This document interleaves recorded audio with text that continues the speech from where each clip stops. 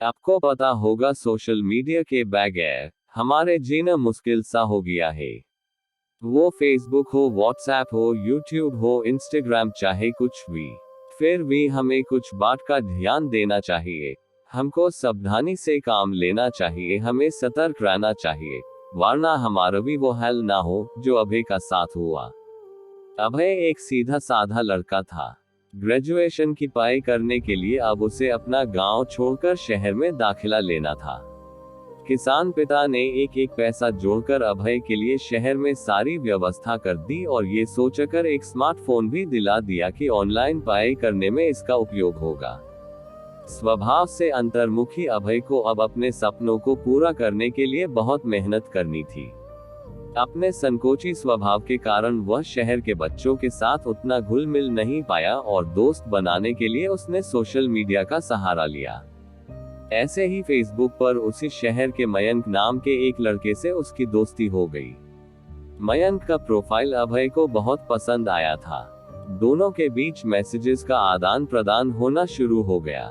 पढ़ाई के लिए गए फोन का प्रयोग अब दोस्ती और मनोरंजक वीडियोस देखने में होने लगा।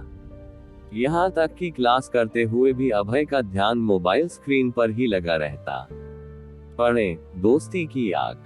मयंक और अभय की दोस्ती भी गहरी होती गई, यहाँ तक कि मयंक कई बार उसका फोन भी रिचार्ज करा देता।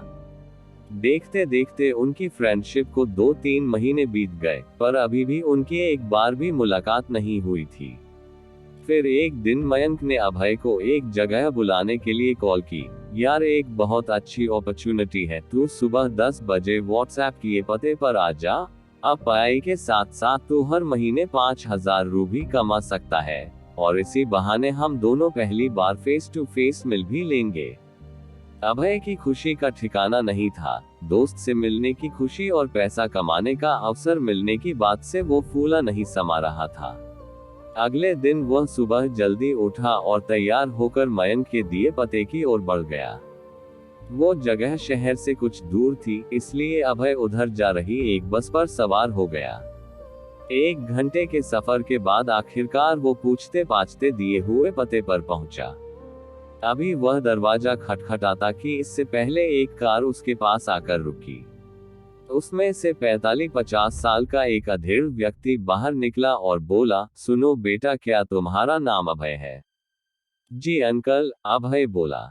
मुझे मयंक ने भेजा है। दरअसल अचानक मीटिंग का स्थान बदल गया है, आओ कार में बैठो, मैं तुम्हें सही जगह ले चलता हूँ, व्यक्ति बोला।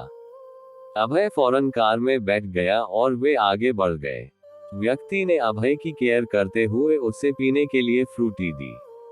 फ्रूटी पीने के करीब 3 घंटे बाद जब अभय की आंखें खुली तो उसने खुद को एक पार्क में लेटा हुआ पाया। उसे पेट के एक तरफ काफी दर्द महसूस हो रहा था, मोबाइल और पैसे भी गायब थे।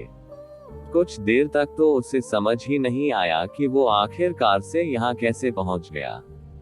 फिर उसने शर्ट उठाकर दर्द वाली जगह देखी तो वहाँ एक चीरा लगा हुआ था। अभय का दिल तेजी से धड़कने लगा। वह समझ चुका था कि उसके साथ कुछ बहुत गलत हो चुका है। वह फौरन भागकर डॉक्टर के पास गया, पर डॉक्टर ने जो बात उसे बताई उसे सुनकर उसके पैरों तले जमीन ही खिसक गई। उसके शरीर से एक किडनी गायब थी। अब उसकी काटो तो खून नहीं वाली हालत हो गई।